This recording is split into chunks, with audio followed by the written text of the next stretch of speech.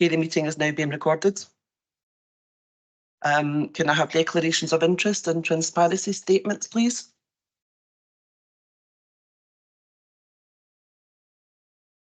Okay. Provost. Yes. Sorry, I had my hand up there. I don't know if you noticed. Yes, okay. I was just about to get to you, Sam. All right, I thought you forgot about me there. So there you go. Right, Provost, it's the motions 5 and 13. It mentions NHS Scotland there. I'm still employed by NHS Scotland, so just like that noted. Thank you. Okay, Sam. Thank you for that. Councillor Michelle Campbell. Sorry, I was having just a slight issue with the computer there. For the same reason as Councillor Mullen, I work within NHS GG&C, but not within this HSCP, so I'll be staying for those items. Thank you. Thank you, Councillor Campbell. Councillor John McNaughton. Thanks, Provost. I'd like to declare a connection. I'm a member of Scottish CND, have been for some decades now, and in respect of the motion about Trident, I've done the objective test and I would declare a connection, not an interest in that one, and I'll remain in the meeting and take and participate. Thank you, Councillor McNaughton. I would also like to declare a connection for the same reasons as Councillor John McNaughton, that I'm a member of CND. Councillor Ian Nicholson. Thanks, Provost. This is in relation to item 15, motion 9. Declare a connection in head injury service with respect to a member of my family works for the organisation that currently provides the service. And if this matter goes to discussion or debate today, I intend to just leave the room. Thank you. Thank you, Councillor Fiona Early Nicholson. Thank you. Just for the exact a bit of an echo.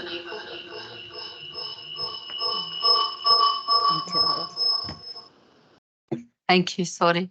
I am employed by the organisation that currently delivers the service in the Renfrewshire Head Injury Service. So exactly the same. I want to declare a connection to it, and I will also leave if the matter is discussed. Thank you. Thank you, Councillor Early Nicholson. Councillor Janice MacDonald.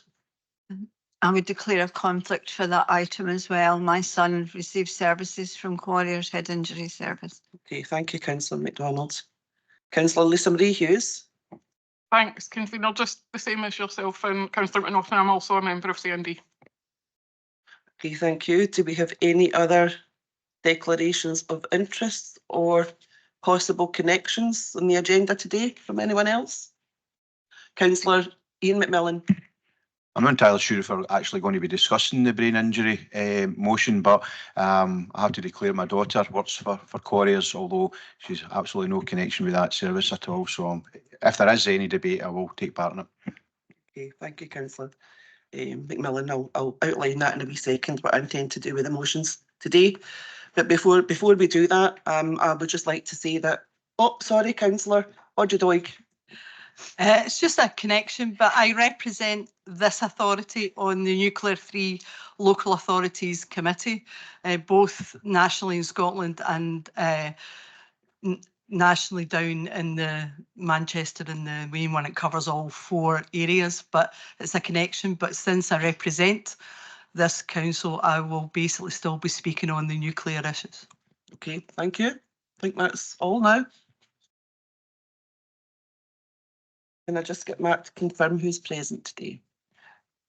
Thank you, Provost. Just to confirm that all elected members are in attendance at the meeting. Councillor Burns, Gillian Graham, Councillor Gray, Councillor Innes, Councillor Kenny McLaren, Councillor Mags McLaren, Councillor McCulloch, Councillor McGurk, Councillor Mullen, Councillor Milet, Councillor Rodney, Councillor Shaw all joining us online. Thank you. Okay, thanks everyone. I just want to make a wee plea to you before we go into today's agenda, and to reiterate that this is a turbulent period in world affairs. I don't think I need to tell you all that. And some are closer to home than others, and that means that naturally emotions are running quite high. They are quite heightened in our communities and our social gatherings, and this council is no different. So as we gather here this morning for the full council meeting to discuss matters that touch upon various vulnerable individuals and sensitive issues. I want to urge each of us to approach these topics on the agenda today with the utmost care and consideration. These topics are not just talking points to be picked at by us in this council chamber. They actually represent real lives and real experiences. And let's remember to speak with empathy, to listen with an open heart, and to prioritise respect for every voice present, regardless of your personal views on each issue.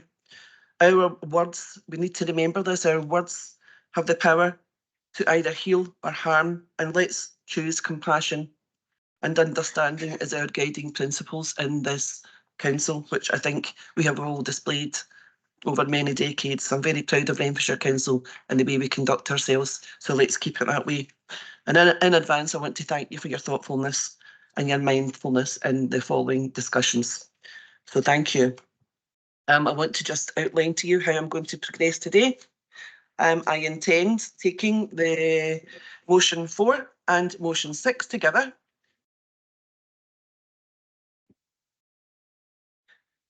And motion 5 and motion 13 together. So they'll be debated together, but you'll still have the option, you know, to accept amendments and things like that. You're right, Ian, I am striking from the agenda because of the 6 months rule, the motion 9, which is the head injury service. Okay, that says I think we can proceed with the meeting today. And ask you to agree to the minutes of the meetings of council, boards and panels. That's agenda item 1. Agree. You agree? Of the updates, I realised that I hadn't sent Dave the last update, so he's got both of them. Did you notice? You should have told me. I thought I had done it. Anyway, he's got them now, so I don't know if you've sent them out, Dave, but right, okay, he's sending them to you. The revenue and capital budget update. Can we note the report, please? That's item 3, Councillor Clark. Thank you, Provost. Firstly, I'd like to thank the officers for the budget motion and budget update. I was really pleased to see both of these in the papers, so thank you to the officers for that. It was much appreciated. Can I ask under page 2, 4.2, teacher numbers, what are the implications of meeting the 3 specific aims stated by the Scottish Government in relation to teacher numbers, given that this is a major part of our expenditure? Do we foresee any reason the Scottish Government will withhold or recoup funding from us? And then page 3, 4.4, Renfrewshire Council's medium-term forecast predicted a 5.3 million budget gap for 24-25 and the consequent use of 5.3 million of reserves. We're now looking at a budget gap of 10 million when we add in the estimated 0.6 million staffing costs for the Renfrew Bridge. What are the implications for our dwindling reserves and for revenue expenditure for 25-26 and especially for 26-27 when there will be an additional 4.5 million borrowing for the new Dargable Primary School? Is it possible for you to provide this council with an updated medium-term forecast? And can this include the possible 0.2 per annum that the new Paisley Grammar School could add to our revenue expenditure due to the additional borrowing requirements?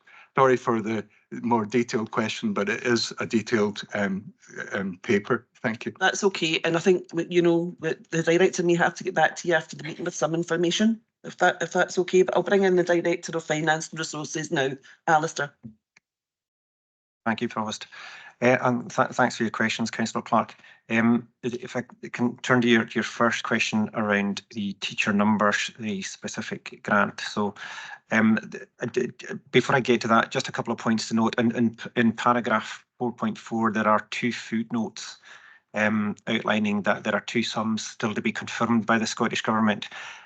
Both of those figures are now confirmed, but I should clarify in relation to the teacher numbers grant that, as you'll be aware and you've just highlighted, is a specific grant, so it comes with associated conditions. At the present time, the council has not accepted those conditions in line with every council in the country, and that was a decision at COSLA leaders fairly recently, that there would require to be further discussion with the Scottish Government associated with the conditions of that funding. So, as I said, that funding amount is confirmed. However, the actual acceptance of that funding has not been confirmed at this point in time. Turning to your second point around the reserves use and your request around a medium-term financial plan, it is my intention to bring a fully updated medium-term financial outlook to the June council meeting. That would normally be the first stage in setting the council's sights on a budget setting for the 25-26 financial year. So in terms of full updates that will incorporate the issues that you mentioned, you can expect that at the June council meeting. So hopefully that's helpful.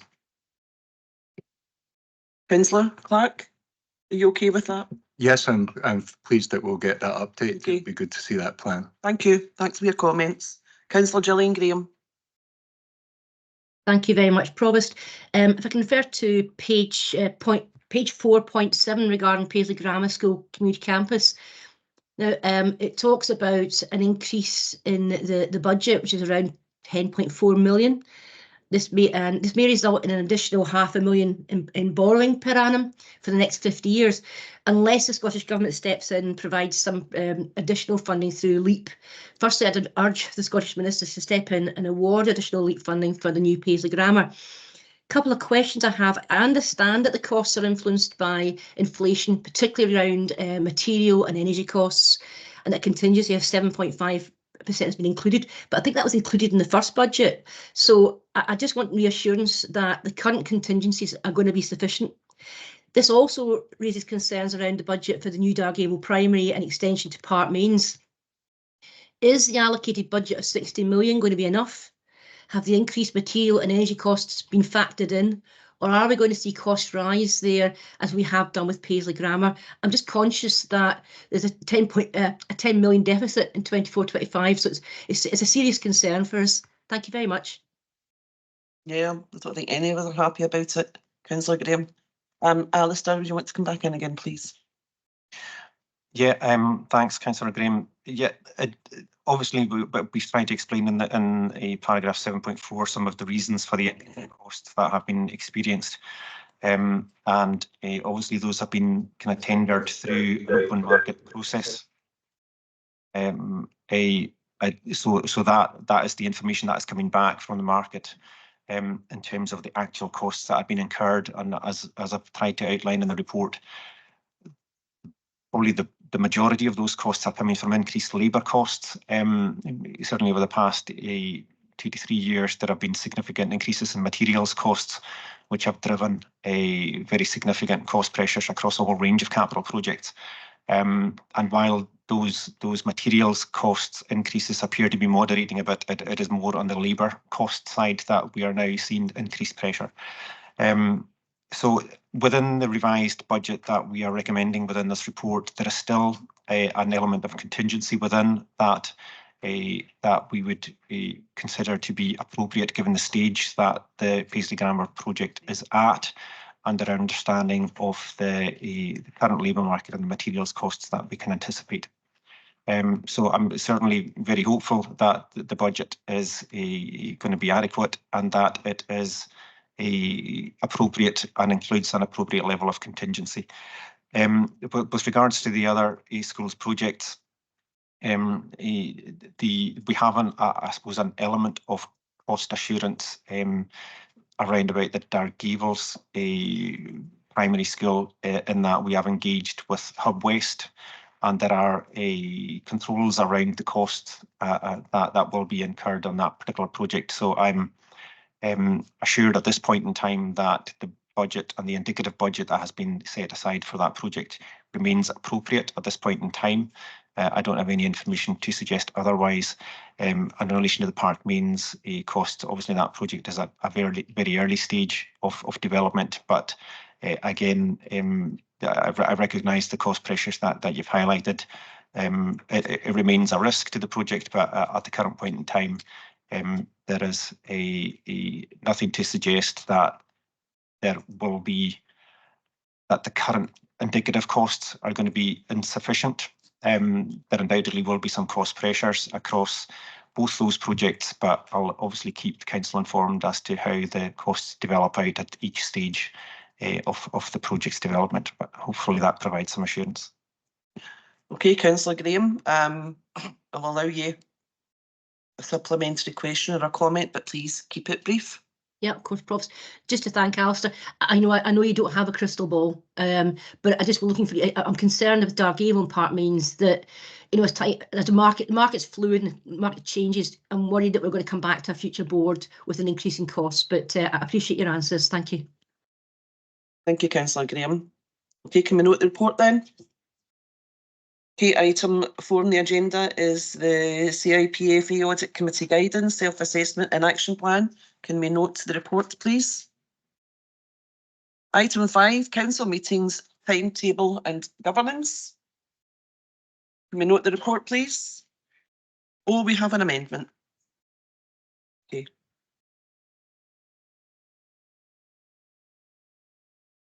Yes, yeah, that's fine. I've seen that. Okay, there is an amendment. We're having it sent to you now. Check your inbox. Just to advise members, the amendment is from the SNP group looking to change some board appointments. Thanks.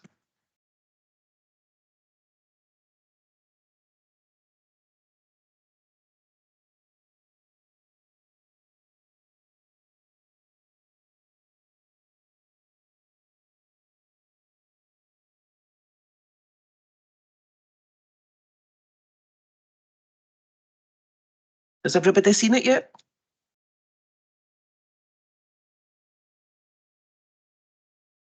Didn't find the chat.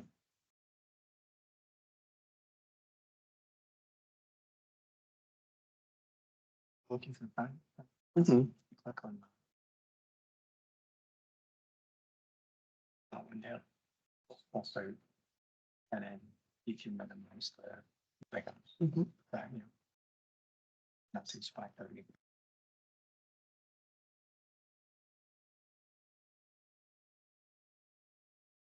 Is it going? That was involved in the screen.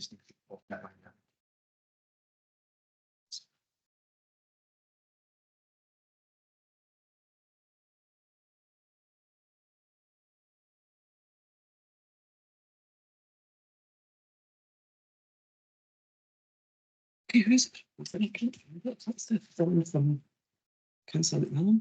Sorry, just go up.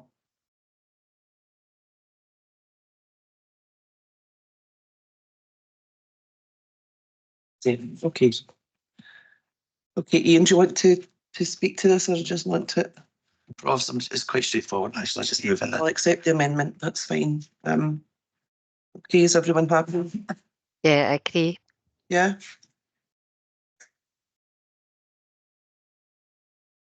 What was that? Marie agrees. Thanks, Marie.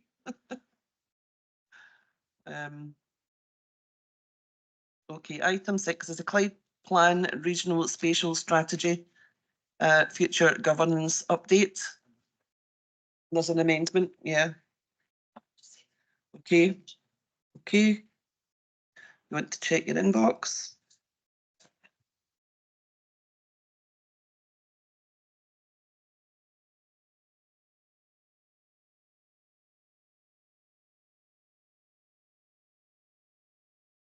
That's it.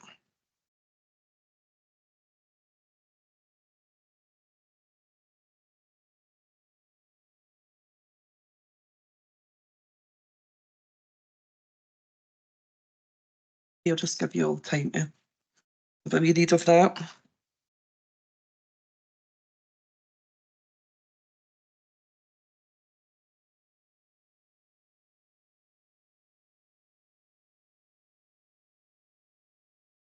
Hey, Ian, do you want to come in? I hope it makes sense that I'm just kind of said bullet number 6, but just a confirmation, it's the last bullet point in the recommendations. Listen, we know that there's the 43 councillors in here, there's 22 part of the administration and 21 officially part of the opposition. And we think that in the last 2 years, opposition parties have shown they've got a lot to offer. We're not just here to badmouth the administration, although we do that sometimes. But we do feel we've got a real part to play. And I think Renfrewshire Council has shown in the past and still shows it can be a major player in this city region, and I think I think what we're doing, and as part of the kind of wider part of this report, is to be supported. Certainly, whether it's John McNaughton or Jim Patterson, we don't have a problem with either of them, but we think it would be much better if this council was fully represented and it was a member of one of the opposition parties.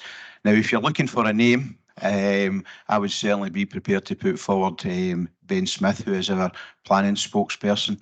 I don't think anybody in this room can have been failed to be impressed by Ben's contribution in the last couple of years, and I think he would do a great job for the council. So quite simple and straightforward. So I put that on forward on behalf of the Labour Group. Okay, do you have a seconder for your amendment, Ian? Councillor Alison Ann-Dowling.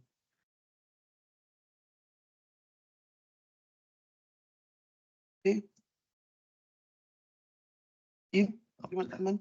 Yeah, Provost. We don't have an issue with that. Councillor Jim Parsons indicated that he's happy to step aside and allow another member. The only point I would make to Councillor McMillan is I think it would be better if it came from the opposition as opposed to the largest opposition party. And in that sense, because that would have meant then there's been an opportunity for all members of opposition to consider if they wanted to be nominated for it, rather than just saying the largest opposition party. So as I say, we don't have a problem with that.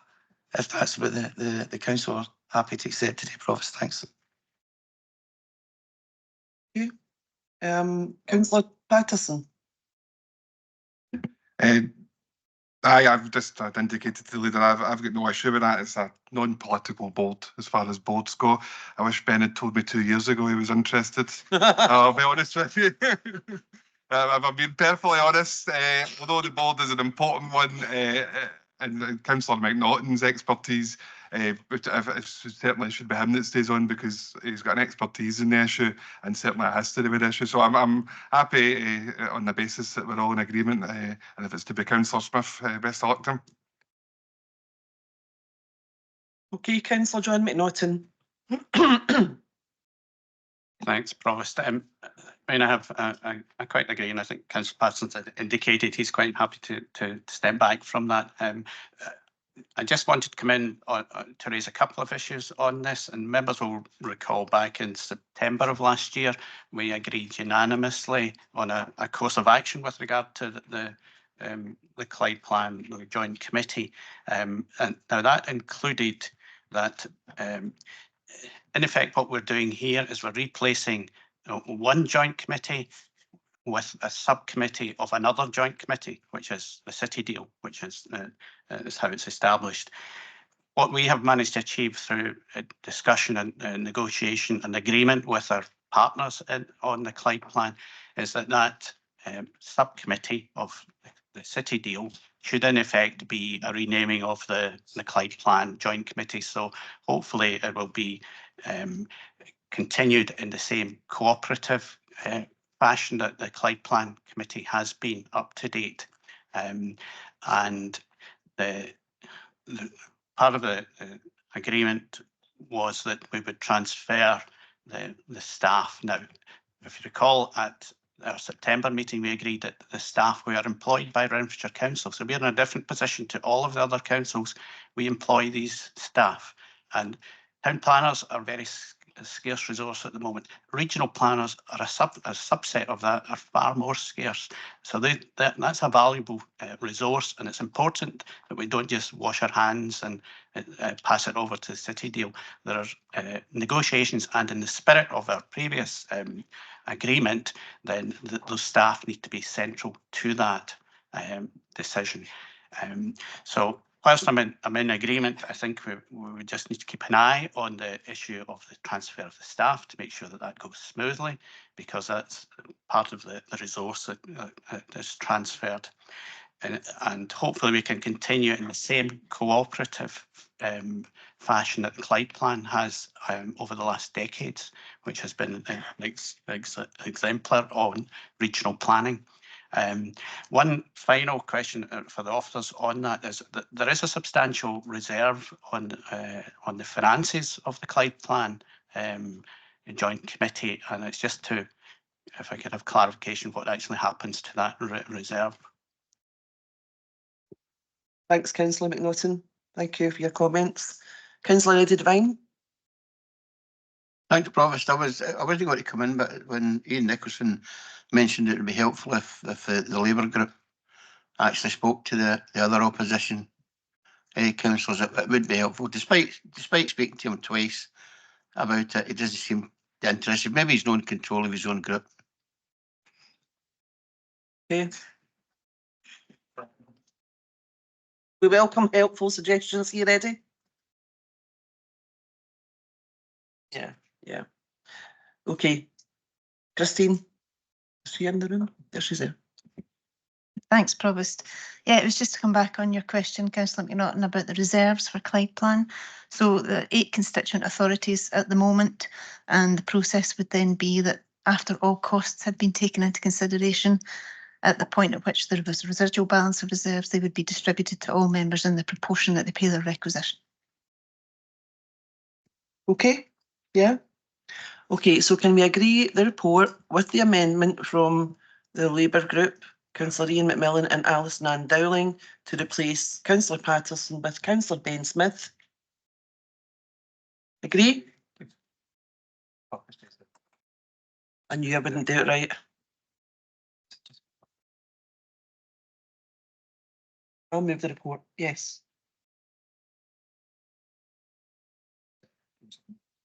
Yes. Okay. Item 7, motion 1 by Councillors Devine. Point of order, Provost. Andy Doig. Point of order, yes. Thanks, Provost. Due to threats issues towards my Conservative colleagues and other councillors in the issue, I would ask that this motion be removed from today's business. It is expected that councillors can make decisions based on their conscience and not be intimidated, targeted and bullied into making decisions on such a sensitive and volatile topic on this issue. I would ask out of common decency that the mover of motion 1 withdraws this and to hold talks about this motion with all 3 independents and group leaders.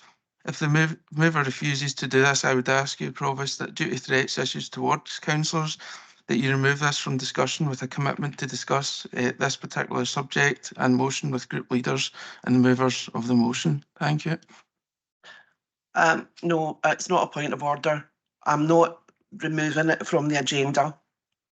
And seeing as you have brought up the issue of threats and bullying, I have to remind you of your behaviour in the chamber, in the offices this morning towards Councillor Andy Doig. Yeah. I'm going to leave it there. I'm not going to mention what it was you were saying to him, but you were harassing him. It's the only harassment I have seen in respect to this issue. I'm going to move on and ask Councillor Devine to come in.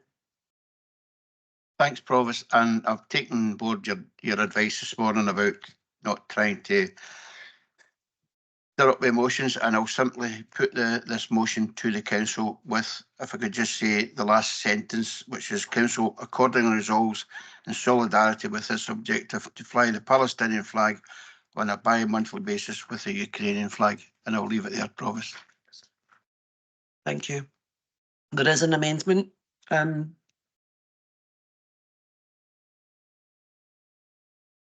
Yeah, there is an amendment from Councillor Neil Graham. So with that in mind, Andy, do you want to come in just now or do you want to reserve your right? Can I? Mic off. 2 amendments. Mic in, yes. Okay, with 2 amendments, one from the Conservative group, one from the Labour group.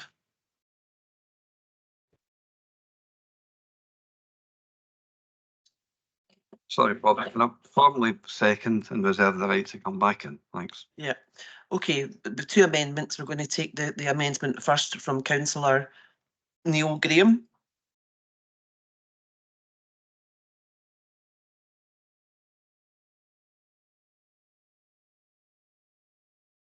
Yes. Thanks, Provost. I'd first like to deal with Councillor Devine's the first paragraph, the UN. I'd like to sort of keep it factual. It was sorry.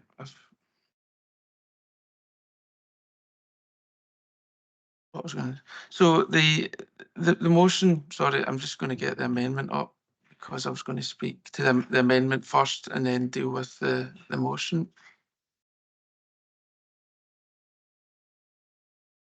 So the first paragraph of Councillor Devine's motion, what I'll do is I'll read out my amendment for people listening. So the State of Israel this is my amendment. The State of Israel is a signatory to the United Nations International Covenant on Civil and Political Rights, Article 1 of which supports the right of national self-determination for all peoples. The majority of UN members voted in favour of officially recognising the state for the Palestinian people. Notes that the United Kingdom abstained on this vote and that the United Kingdom's abstention did not prevent the recognition of the State of Palestine and granting full UN membership. The motion was defeated by the United States of America, exercising its right to veto. So Councillor Devine's motion, first paragraph, is incorrect. It wasn't because of the UK that the UN vote didn't go past. It was agreed by Israel and the Palestinian Authority that the PLO. Sorry, I can't. Councillor Doig, you can make that point when you reply. Councillor Graham. It was agreed by Israel and the Palestinian Authority that the PLO speak for the people of the West Bank and Gaza. Almost 80% of UN countries recognise the State of Palestine based on the two-state solution on the 1967 borders. Why is it the case that the PLO continue to reject their own state? In 2008-2009, Israel proposed 97% for what is currently the West Bank, along with Gaza, and a highway connecting the two, plus land swaps. The PLO rejected this, along with every international broker deal to settle this issue. As we're talking about the UN Resolution 181, the partition resolution passed in November 1947 called for the creation of a Jewish state and an Arab state in the land which at that point was controlled by the British-run Palestine Mandate. All the Arab countries opposed the resolution, voted against it and promised to go to war to prevent its implementation. Representing the Palestinians, the Arab Higher Committee also opposed the plans and threatened war, while the Jewish Agency representing the Jewish inhabitants of the Palestine Mandate supported the plan. The fundamental fact remains that had the Arab countries and the Palestinians accepted the partition resolution and not violated the UN Charter by attacking Israel, there would be a 63-year-old Palestinian state today next to Israel, and there would not have been one single Palestinian refugee. Just as today, it seems that even in 1948, the Palestinians are more concerned with opposing and attacking the Jewish state than with creating their own. Besides the above statehood opportunities, there was also notable opportunities that were missed too, such as the 1978 Camp David Accords between Israel and Egypt, which provided for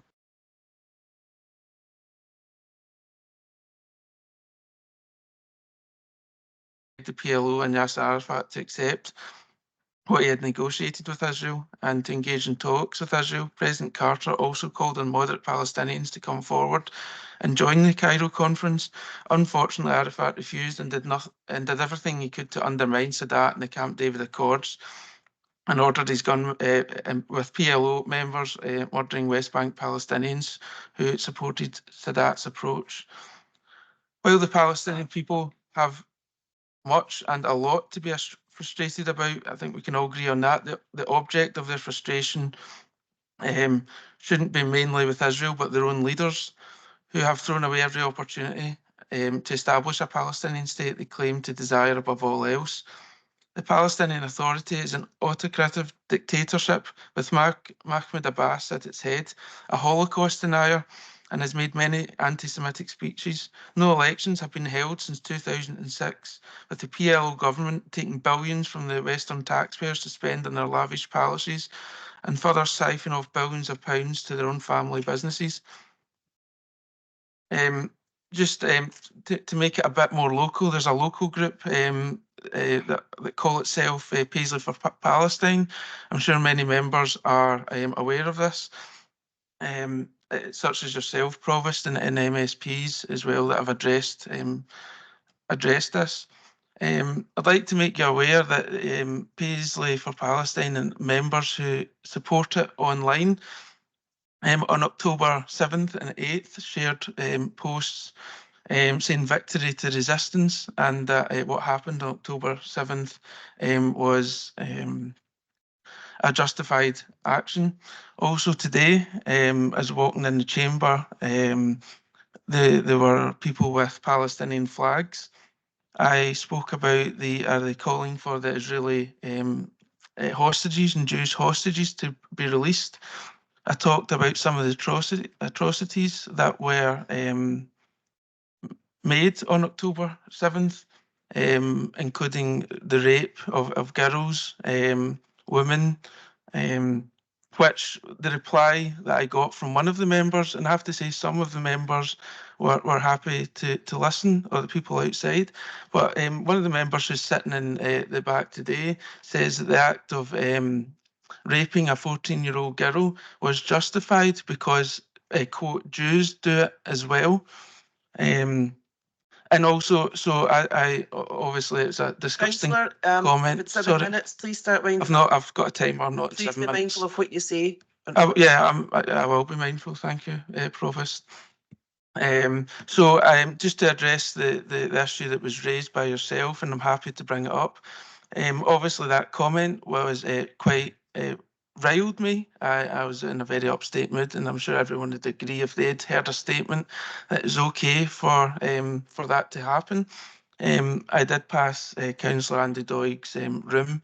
When he was sitting in his chair, didn't enter his room, and I said, "Shame on you," or words to that effect, for seconding this motion and bringing it up, because it's such a volatile subject. We've seen the rise of anti-Semitic attacks. We've seen in these marches and demonstrations comments such as "Where are the Jews? Let's find the Jews." Remember what happened to you in Germany.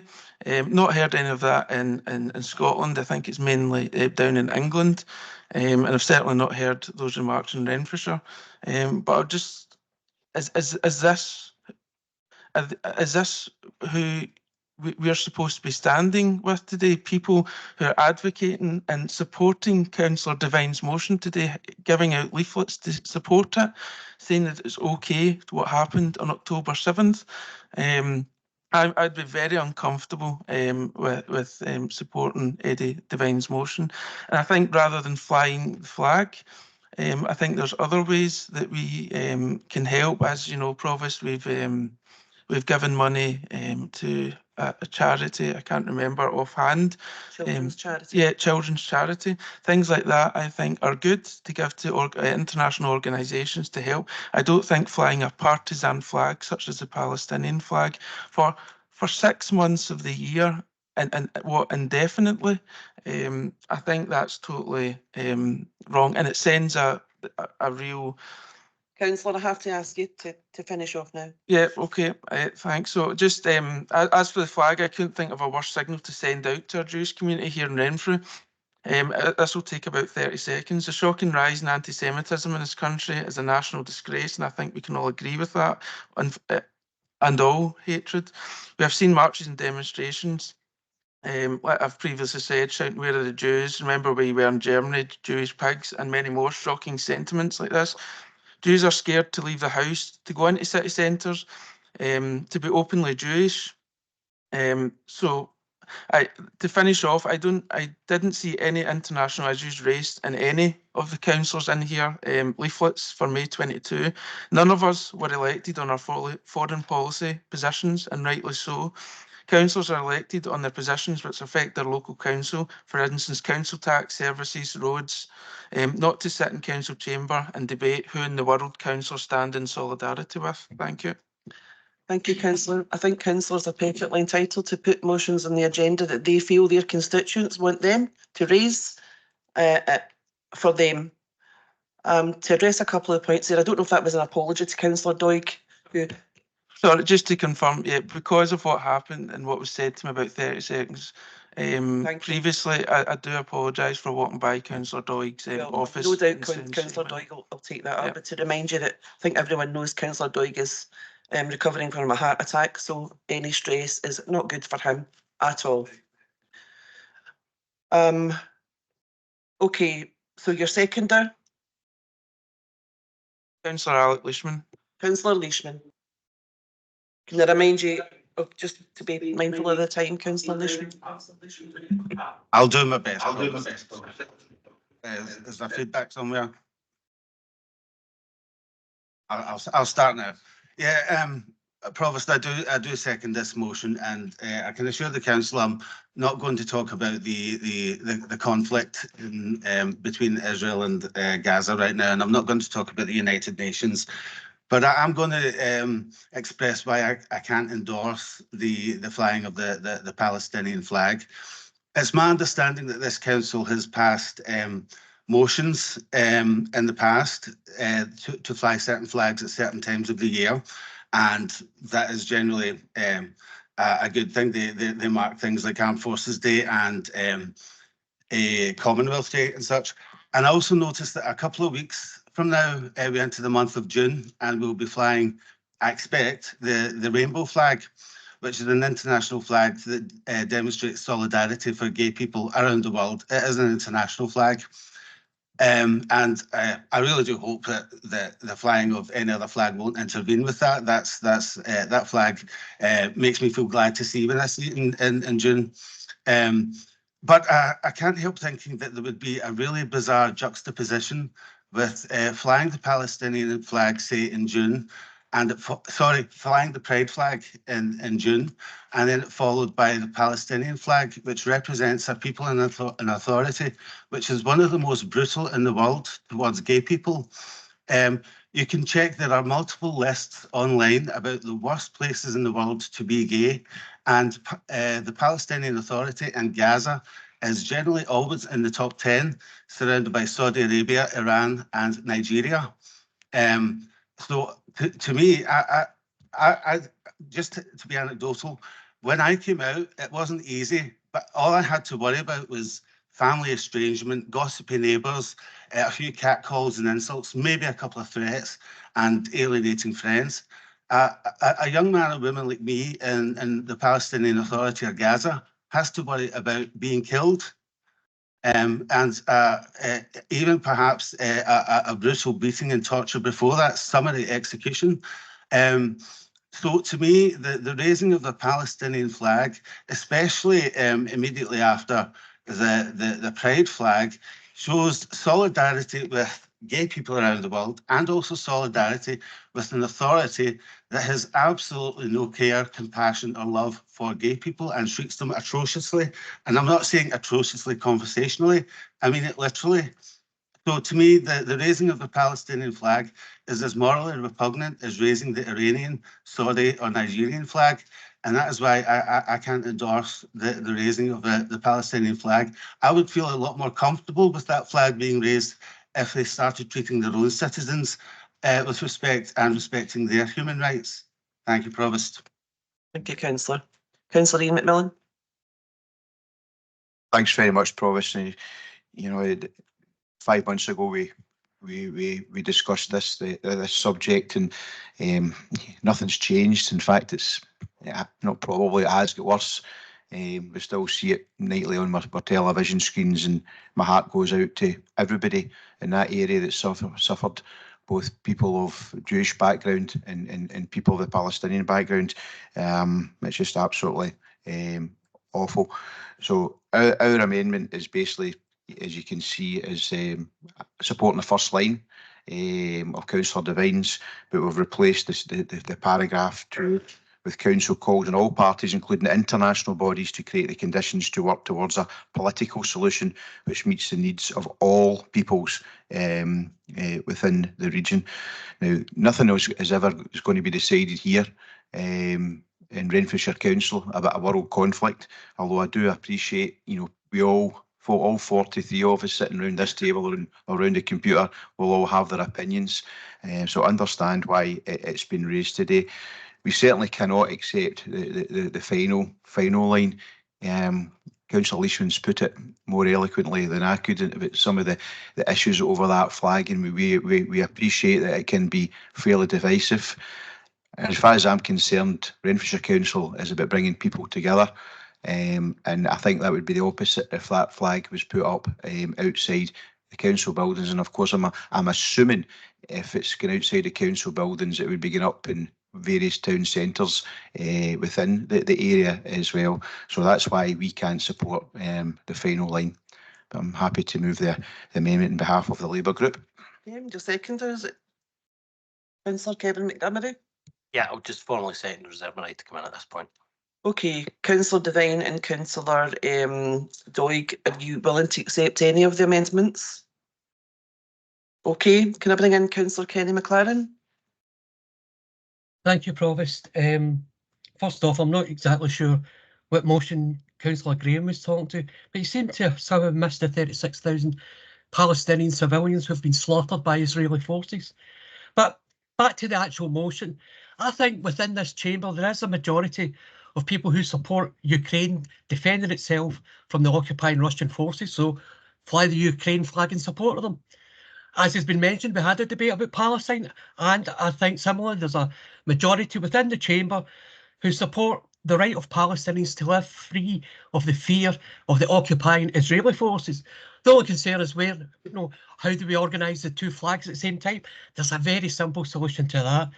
Put both flags up, because I'm sure there's a majority within this chamber as well to ditch the butcher's apron or the Union flag. That way we can have Palestinian flag and the Ukraine flag. Problem solved. Thank you. Thanks, Councillor McLaren. Councillor Lisa Marie Hughes. Thanks, Provost. I'll be brief and also taking on board your Could you just bring your microphone a wee bit? Sorry, and taking on board your note to be sensitive about this, because this is a really sensitive issue. I support Councillor Devine and Andy Doig's motion.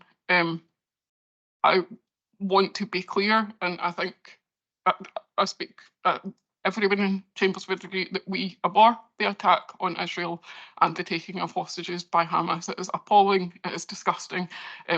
Some of the things that Councillor Graham described, which he spoke about at the last meeting, are things that none of us should happen to anyone, and we all abhor that. And actually, when Councillor Graham spoke about that at the last meeting, if he'd spoken about the Palestinians at all, I think that we would have got closer to some sort of consensus. It was awfully one-sided, I felt.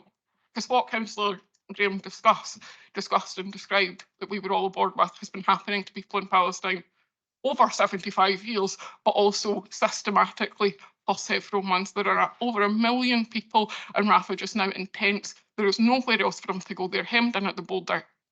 Aid is being limited and they can't go anywhere, and they're being bombed. When I support the flying of this flag, I am not supporting the Palestinian government. I am supporting the people of Palestine who are being murdered. It is not acceptable, it is not okay, and we need to support them. We have Palestinian constituents who are watching this happening to their people, who feel that they cannot do anything. And as a group, if we can't say we support you and show a symbol of that, then there is not much use to us, in my opinion, and I'll leave it at that. I really reject the idea that by raising this flag we are supporting the regime. I'm not here to support the regime, I'm here to support the people.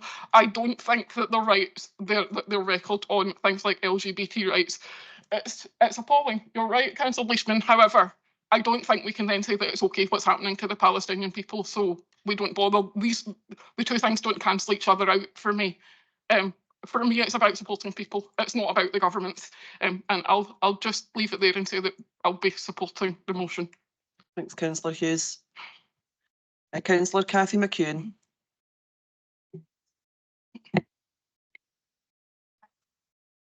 I absolutely support what I've just heard there for Councillor Hughes. It certainly did appear very one-sided, Councillor Graham.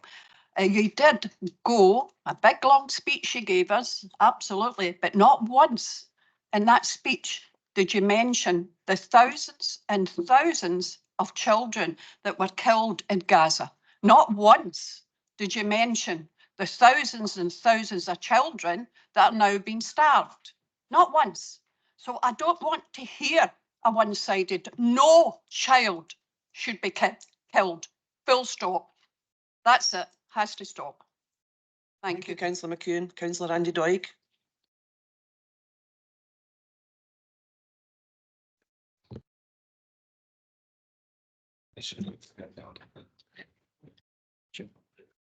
Having technical issues, Provost.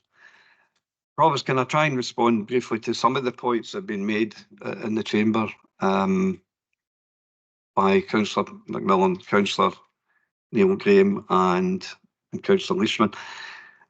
Why this motion is here today, Provost, we see this unfolding before us every night. There is a whole backstory to this, and can I say to Councillor Graham's point about we're not elected on a foreign affairs remit? Absolutely, you're totally and utterly 100% correct.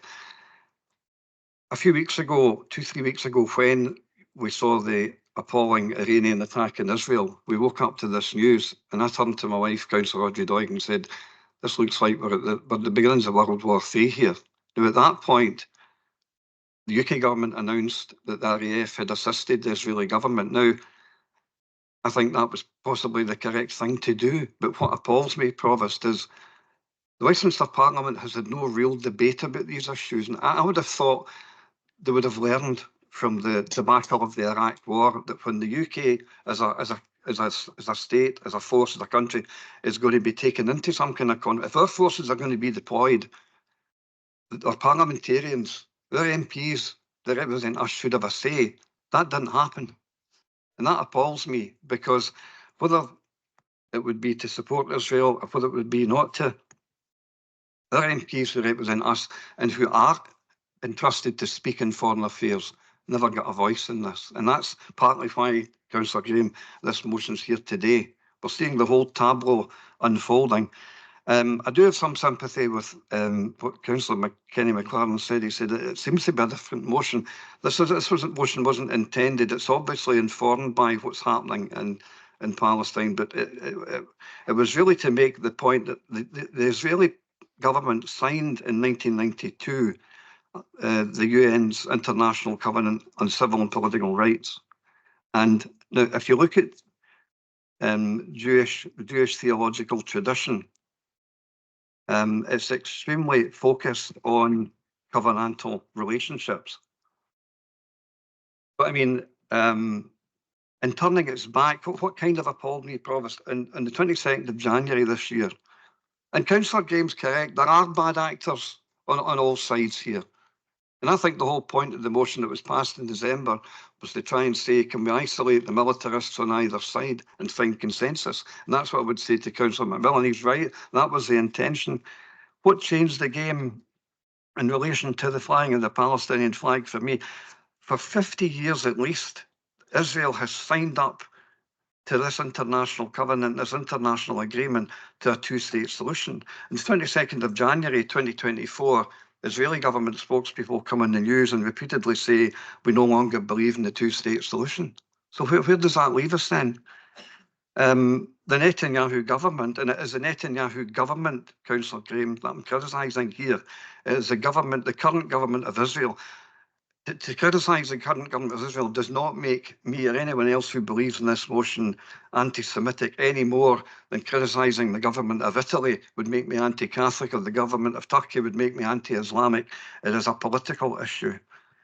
But I have to say, really, a lot of the genesis of a lot of this, Provost, goes back to the British mandate that Councillor Graham mentioned. In 1937, the Tory-led national government promised a Palestinian homeland. Like most Tory promises, it sadly was not delivered. And British colonial policy led by the Tories at that time in the 20s and 30s are a lot of the reason why we are where we are today. And I'm well aware that the motion does not refer to the USA. I was well aware it was the USA that vetoed it. But we've surely got the right, Provost, to ask that our government in the UK that our government does more and doesn't sit in the fence. So that's the reasons why the motion's here today. I feel that we really need to take a stand on this. Thanks. Thank you, Councillor Doig. Councillor Ian Nicholson. Thanks, Provost. I hope my voice holds up for this. I'll be quick. Councillor McMillan makes the mistake of conflating Jewish religion with the Israeli state. And that's what the Israeli state have been wanting us to do for decades, to conflate it. This isn't about Jewish religion. This is about state aggression against other communities and peoples round about them. I'm not being sort of naive about that. Councillor Graham's history lesson, just for the sake of anybody who has the misfortune to watch this, the public, please go and read the actual history out there. Councillor Graham missed out whole swathes of what happened out there because he doesn't want to reflect the fact, as I've said before in this chamber, the Zionists took control out there with illegal weapons and started attacking the British Army. They killed British soldiers. They started the aggression out there, the Zionists, and they've kept it up ever since. And now they've got to a point now where they're actually murdering children. That's the only way you can describe it. They don't care. And if you listen to what the Israeli Defence Minister said 2 weeks ago, they are starving them out. They want disease to rampage through. They want to teach them a lesson. And even yesterday, they blockaded the only access out of that site into the Sinai area. So don't tell me some way, in some shape or form, that the Israeli state is a victim here. They're not. They are the aggressors. And knowing and listen to the Americans saying, oh, we've postponed a shipment of heavy weapons. Well, what do you do?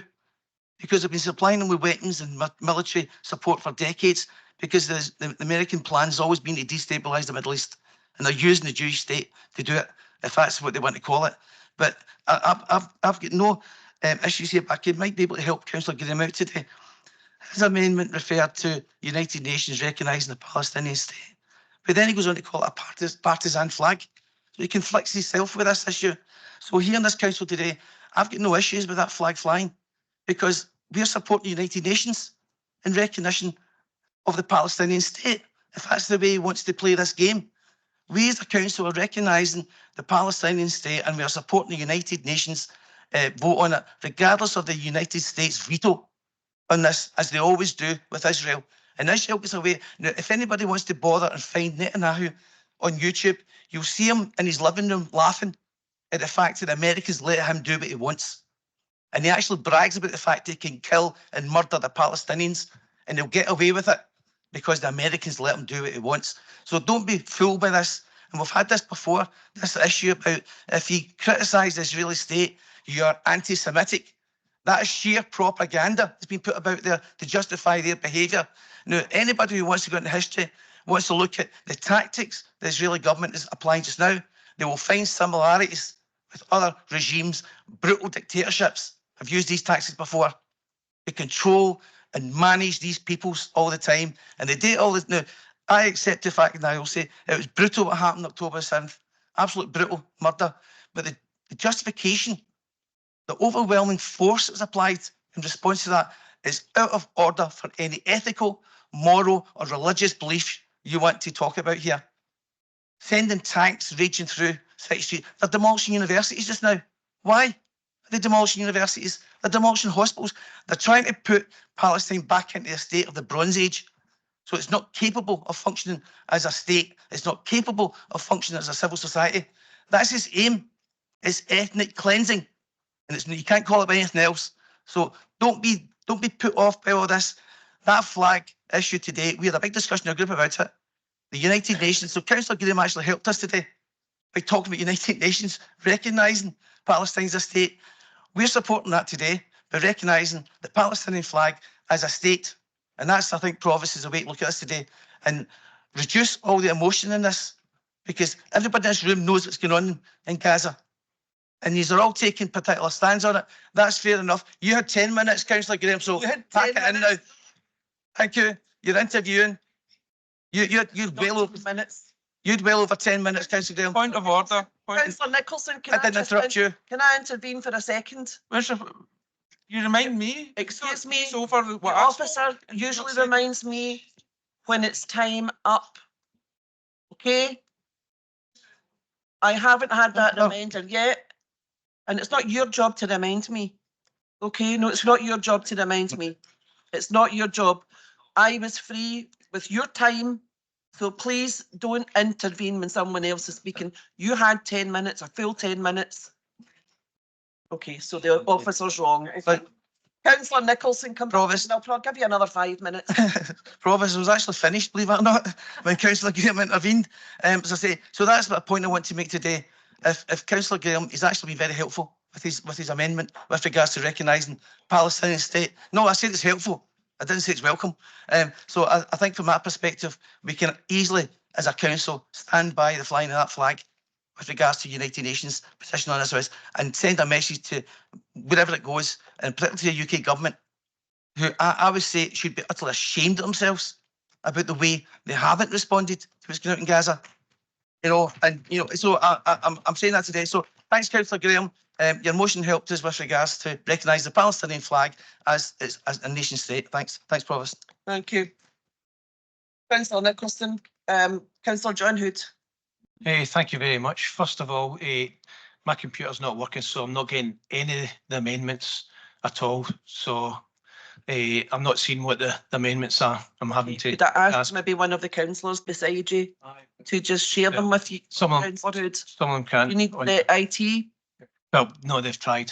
Okay. They've tried. My apologies. Can't sort it. I was going to come in with a few things, but I don't want to rile anything up.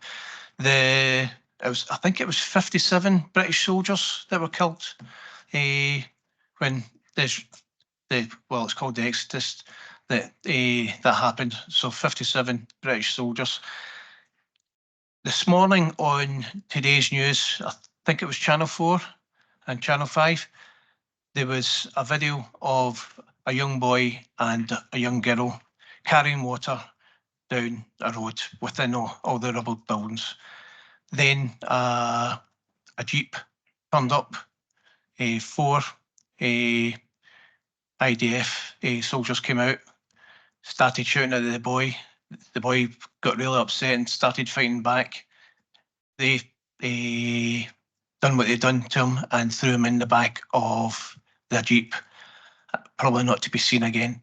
And the young girl, must have been about 3 or 4, was left by herself.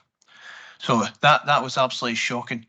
Also, what they were saying on today's news, that the settlers within Israel were bulldozing the land again to build new houses for them. So that's the way I think it's going. I think, as other folks saying, that they're trying to wipe them out and take over the land themselves, so they don't have that problem. I do condemn what they did to Israel. That was absolutely shocking, and the people who actually done it, they should feel the consequences. But what else was I going to say? I'll stop at that. Right, thanks. Thanks, Councillor Hood. Just for clarity for the meeting and the recording, Councillor Nicholson was just approaching 5 minutes speaking, and I've had that clarified from the officer. I didn't remind you to start winding up until you were 7 minutes into what you were saying. I've had that confirmed by the officer. I also want to confirm, you mentioned my association or my dealings with Paisley for Palestine. And again, for clarity, yes, I have been to the rallies. Yes, I have spoken at the rallies. Those were perfectly peaceful rallies. I witnessed no aggression, no intimidation, and no bullying of anyone at those rallies. So yes, I did speak, and I would do it again. We have no other contributors, so we'll just go to the vote. Oh, sorry, Councillor Devine, to sum up. Seems I'm the only one that took your advice, No. to try and keep us as low as we could. However, just, as we said, and a few of us said, 7th October was an appalling thing to happen. But that doesn't forgive what's going on just now.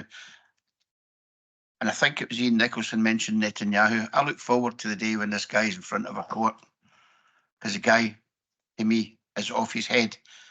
He's drunk in power, and he's kept in power by far right-wing people who shouldn't be there either. I'm quite sure that Israeli people, when they get a chance, will vote this guy out. We've all seen the demonstrations in Israel against this what's going on. They're not happy either.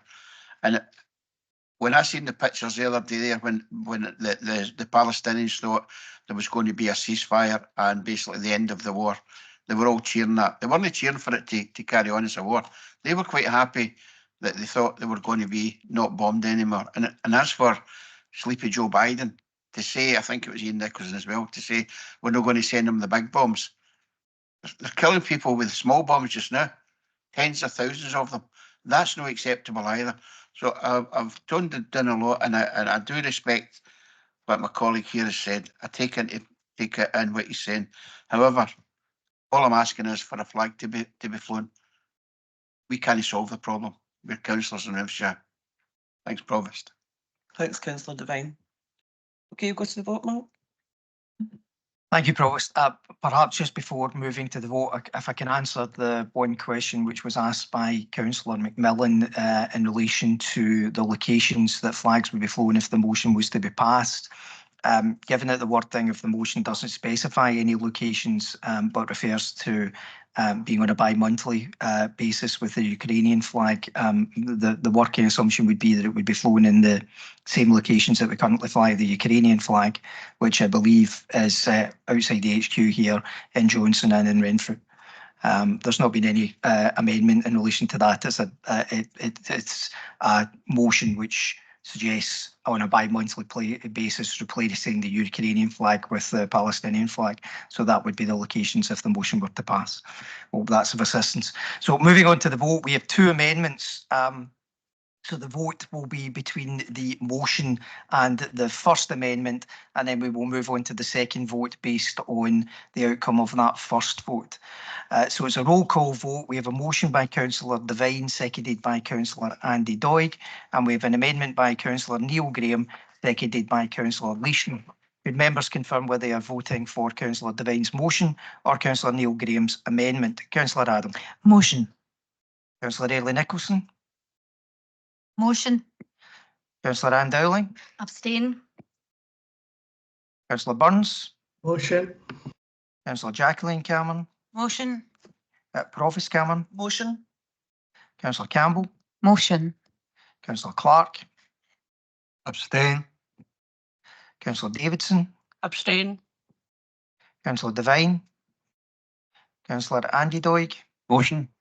Councillor Ogie Doig. Motion. Councillor Gilmer. Abstain. Councillor Grady. Abstain. Councillor Gillian Graham.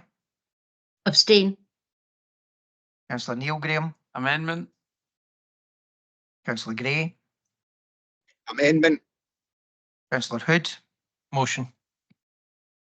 Councillor Hughes. Motion. Councillor Innes. Motion. Councillor Leishman. Amendment. Councillor McFarlane. Motion. Councillor James McLaren. Amendment. Councillor Kenny McLaren. Motion. Councillor Mags McLaren. Motion. Councillor McCulloch. Councillor McCulloch. Abstain. Thank you. Councillor MacDonald. Abstain. Councillor McEwen. Motion. Councillor McGonigal. Councillor Maguire. Councillor McGurk. Motion. Councillor McMillan. Abstain.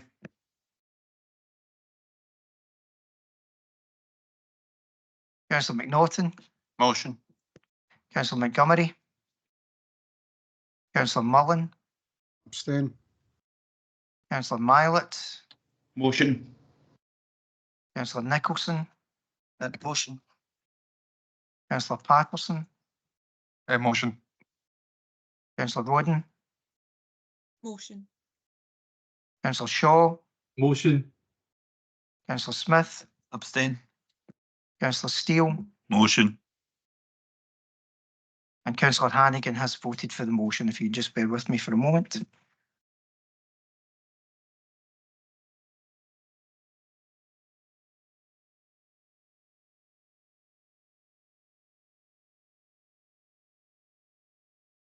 We have 25 for the motion, 5 for the amendment, and 13 abstentions. So the motion from the first stage now moves forward to go against the second amendment.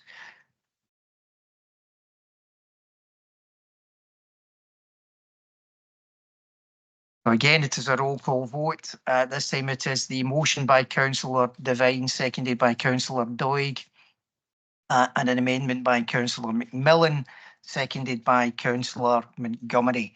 Could members confirm whether they are voting for Councillor Devine's motion or Councillor McMillan's amendment? Motion, Councillor Adam. Motion. I do apologise. Councillor Edley Nicholson. Motion. Councillor Ann-Dowling. Amendment. Councillor Burns. Motion. Councillor Jacqueline Cameron. Motion. Provost Cameron. Motion. Councillor Campbell. Motion. Councillor Clark. Amendment. Councillor Davidson. Amendment. Councillor Devine. Councillor Andy Doig. Motion. Councillor Roger Doig. Motion. Councillor Gilmer. Amendment. Councillor Grady. Amendment. Councillor Gillian Graham. Amendment. Councillor Neil Graham. Amendment. Councillor Gray. Amendment. Councillor Hood. Motion. Councillor Hughes. Motion. Councillor Innes. Motion. Councillor Leishman. Amendment. Councillor McFarlane. Motion. Councillor James McLaren. Amendment. Councillor Kenny McLaren. Motion. Councillor Mags McLaren. Motion. Councillor McCulloch. Amendment. Councillor MacDonald. Amendment. Councillor McEwen. Motion. Councillor McGonigal. Amendment. Councillor Maguire. Councillor McGurk. Motion. Councillor McMillan. Amendment.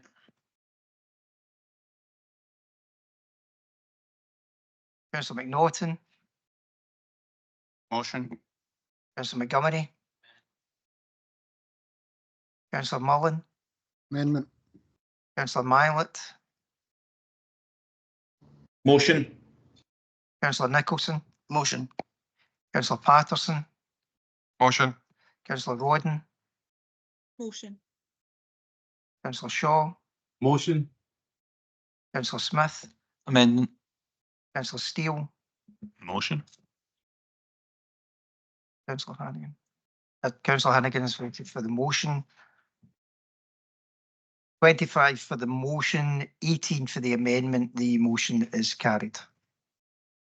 Okay, thank you. We move on to item 8 on the agenda, which is a motion 2 by Councillors Andy Doig and Hood, Renfrewshire HSCP and Loan Working Policy.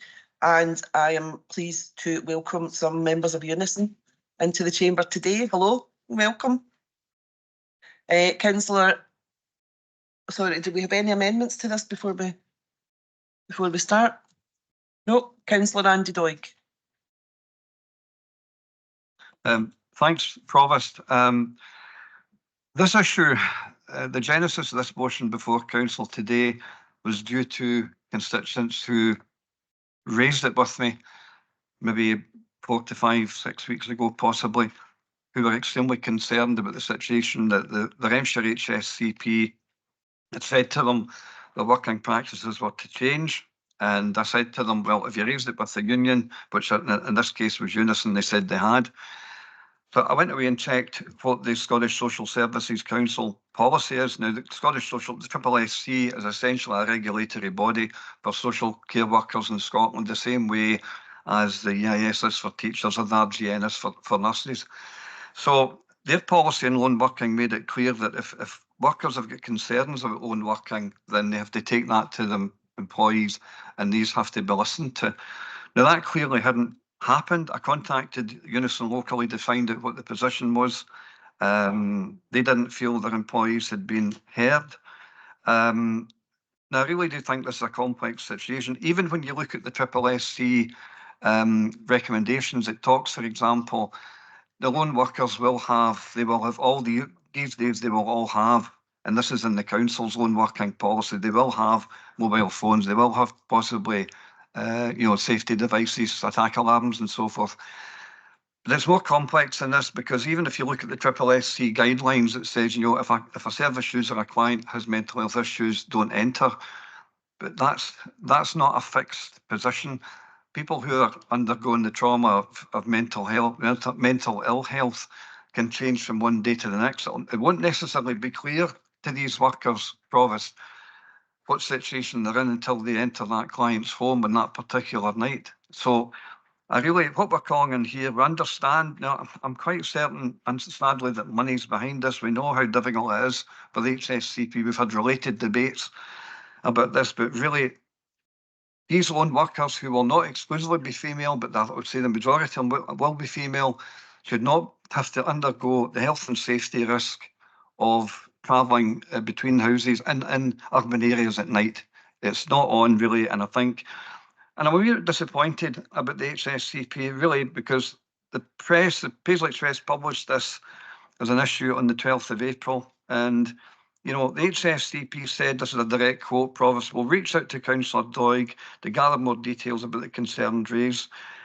Well, to date, no such contact has been made with me, so I'm extremely disappointed in the HSCP and its lead officers. It's not protocol to criticise individual officers, so I won't do that.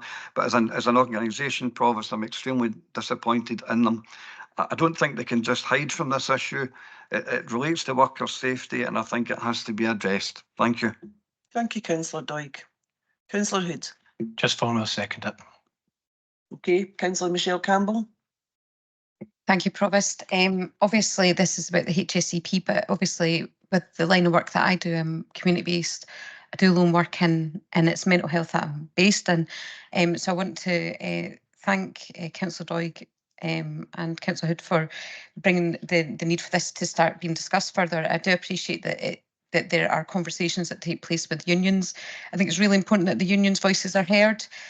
So I just want to offer in this debate and conversation the importance of making sure that our workers are pressured at the moment. We all know that. We've had those debates across our boards before.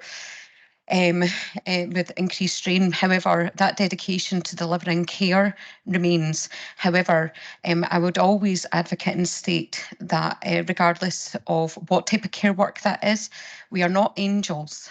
We are people, and we deserve our right to be protected and to be able to do our work diligently and with support. We know that risk can be variable and it can always be sort of accounted for. Things happen that are unpredictable, but where those risks can be identified and be better supported, we should be supporting our staff so that they can do a job that we very much have many vacancies in, and we want to encourage people to come into, because it is a very rewarding job when you feel supported. Thank you. Yeah, what would we do without them, Michelle? Councillor Gilmer. Thank you, Provost. It's good to see this motion come before the council, Councillor Doig, because I believe you're absolutely right. It's the lone worker policy needs to be looked at, and a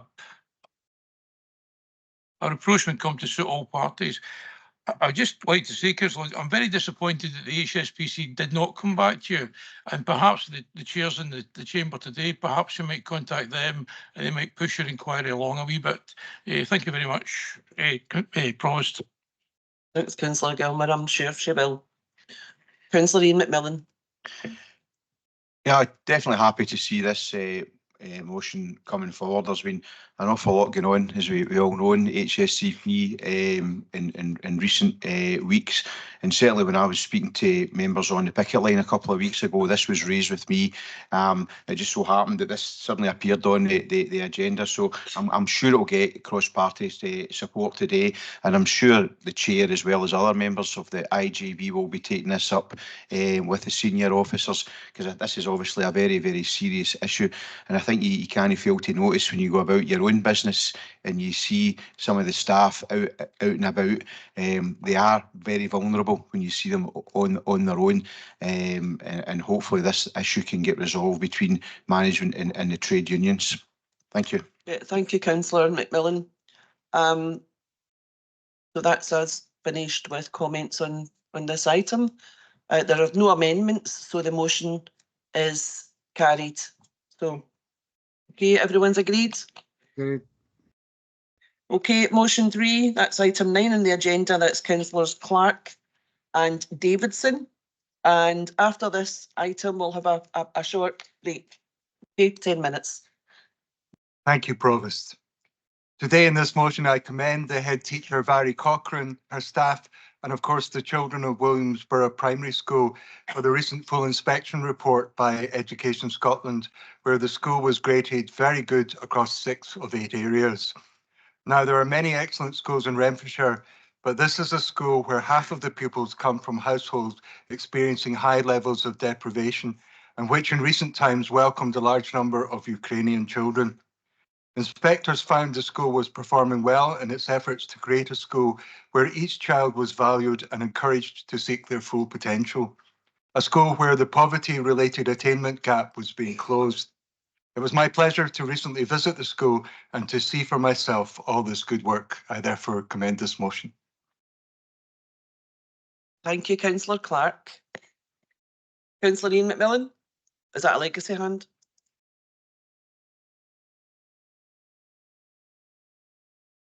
Okay, Councillor Davidson. Hey, thanks, Provost. I just want to congratulate Vary Cochrane and all our team and all the children in Williamsburgh Primary School and formally second. Thank you, Councillor Davidson. Councillor Bruce McFarlane. Yeah, I'd just like to come in as a former pupil of Williamsburgh. I'm delighted to see this motion be brought forward. I think it's often we debate controversial topics, but I think it's also right in noting when things go well and things do well within our local authority that we recognise that. I don't know if there was any such awards to Williamsburgh when I was there, but by the fact I'm no longer there, they're able to excel. Thanks. That long since you were there? No, I was having it's not. I was having a look through the website, and there's a couple of names that I still recognise. Lucky you. I still recognise right atop me. When did I leave? That's a quite a have to count. 2 years ago now. Councillor Jennifer Adam. Yeah, it was just to echo the sentiments of my colleagues. It's within my ward. My daughter went to Williamsburgh. I know what a fantastic school it is. So just congratulations for its chair. Yeah, well done, Williamsburgh. We're very lucky with the schools that we have in Renfrewshire. It's good to see them being rewarded. So well done to them and the staff and the parents and all of the children. Okay, we'll have a wee 10-minute break. Okay, back at 10 past. Oh, I had to say, Velvet. And I can I be added?